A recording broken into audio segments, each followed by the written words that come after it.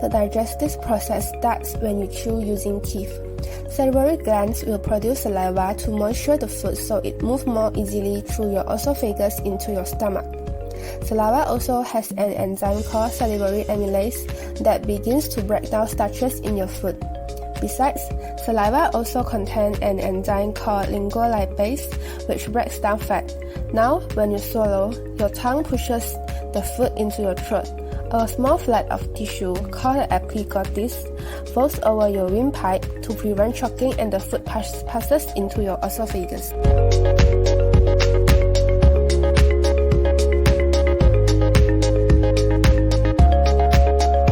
After that, your involuntary nervous system starts taking over your fluid or chew food into your throat, and your brain begins the process of swallowing and enter the top of your esophagus.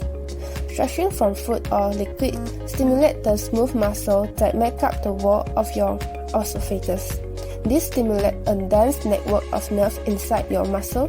These nerves, also known as intrinsic nerves, start a coordinated muscle action called peristalsis. Peristalsis squeezes your esophageal muscle from top to bottom.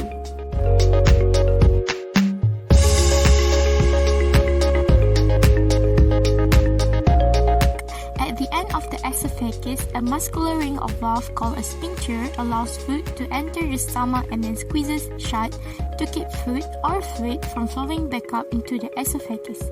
The stomach muscles churns and mix the meal with acidic and enzyme-rich digestive juices, breaking it down into much smaller digestible pieces. An acidic environment with low pH is needed for the digestion that takes place in the stomach. A walnut-sized muscular valve at the outlet of the stomach called the phylaris keep charm in the stomach until it reaches the right consistency to pass into the smaller intestine.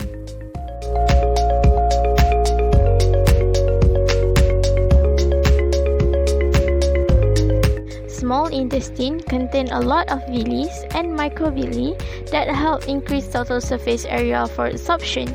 Small intestine is divided into three subdivisions, which are duodenum, jejunum, and ileum.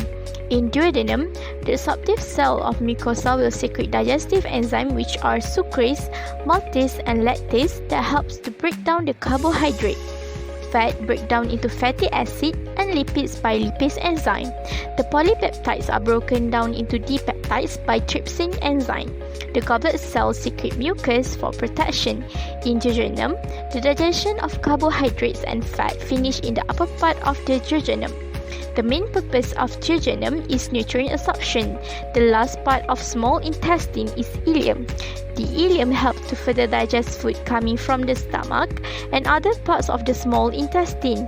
It absorbs nutrients such as vitamins, minerals, carbohydrates, fat, proteins, and water from food so they can be used by the body.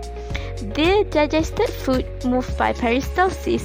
Ileocecal sphincter remains slightly contracted until peristaltic wave reach it, and it will relax as the result chyme move into cecum.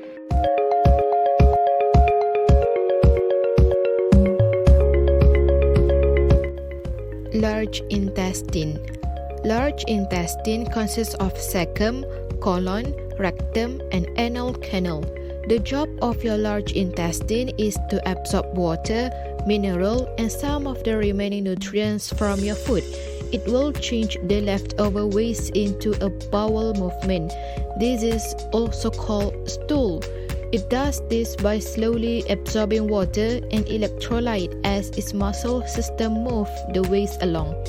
Meanwhile, bacteria living in your colon feed on the waste and break it down further, completing the chemical part of the digestive process.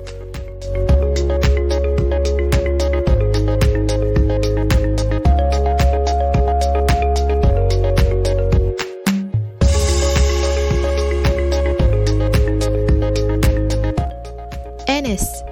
The anus is the last part of the digestive tract. It is a 2-inch long canal consisting of the pelvic floor muscle and the two anal sphincters, which are internal and external. The lining of the upper anus is able to detect rectal contents. It lets you know whether the contents are liquid, gas or solid. Feces will be released through the opening of anus. When the rectum is full, your body feels the urge to have a bowel movement. The internal anal sphincter relaxes and pushes the stool from the rectum into the anal canal. Once the external anal sphincter relaxes, the stool is pushed out of the body through the anus.